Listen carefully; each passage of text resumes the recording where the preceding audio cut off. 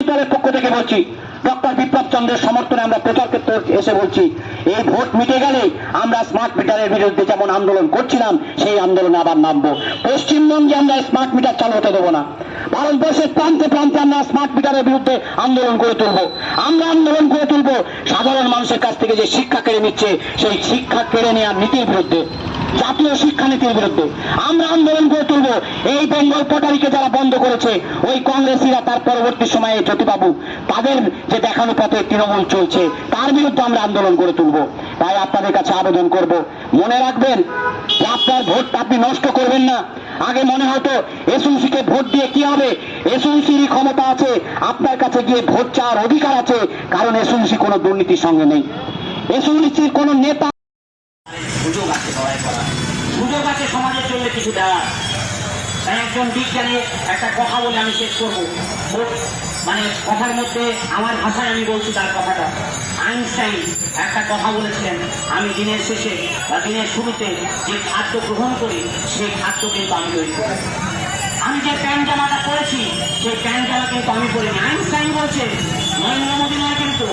নরেন্দ্র মোদী মিনিটে মিনিটে সব পোশাক আশাক চেঞ্জ করে দেন, লক্ষ লক্ষ টাকা খরচ করেন।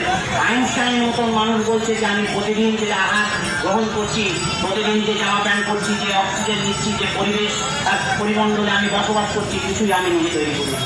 আমি যে চেয়ারটায় বসে রিসার্চ করছি, জ্ঞান বিজ্ঞানের আবিষ্কার করছি, সেই আবিষ্কারের পেছনে কত মানুষের ভূমিকা আছে আমি কিন্তু জানি না। তাই আমি তাদের কাছে কৃতজ্ঞ।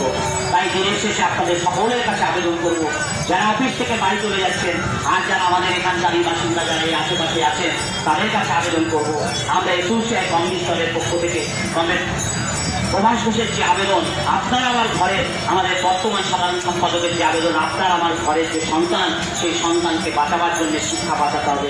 সেই শিক্ষা বাঁচাতে গেলে আপনাকে আমাকে একসঙ্গে লড়তে হবে।